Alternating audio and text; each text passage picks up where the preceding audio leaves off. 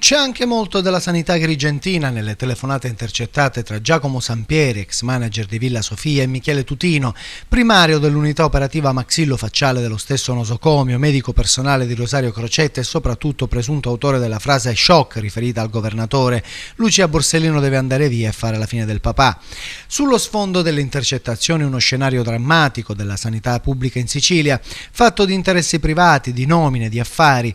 Da quanto emergerebbe da stralci di intercettazioni, il medico del governatore e l'ex manager di Villa Sofia avrebbero avuto modo di decidere chi nominare e in quale sede.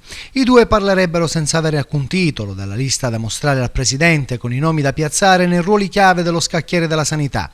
2 giorni prima che lo scandalo giudiziario travolgesse il duo Tutino-Sampieri, le cimici dei carabinieri del nucleo antisofisticazione captavano i loro piani. Brugaletta domani te lo faccio conoscere, ti darà pure lui sensazioni molto positive, diceva Sampieri. Questi due sono per Agrigento e per Trapani sono 2, no, li facciamo scegliere a lui, spiegava Tutino, che aggiungeva: io stavo pensando Brugaletta a Messina. Un mese dopo il governo Crocetta avrebbe nominato Salvatore Brugaletta, anche se all'ASP di Siracusa.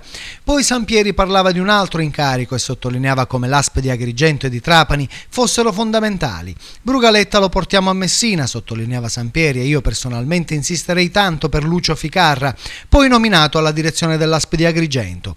A che titolo Tutino e Sampieri si interessavano alle nomine della sanità siciliana?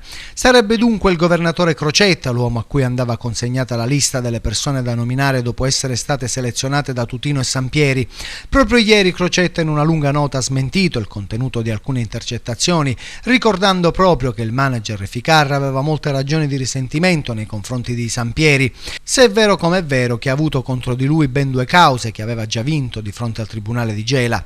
La commissione di valutazione dei manager era composta da 3 personalità indiscutibili, conclude Crocetta, ribattendo di non avere mai interferito sul lavoro.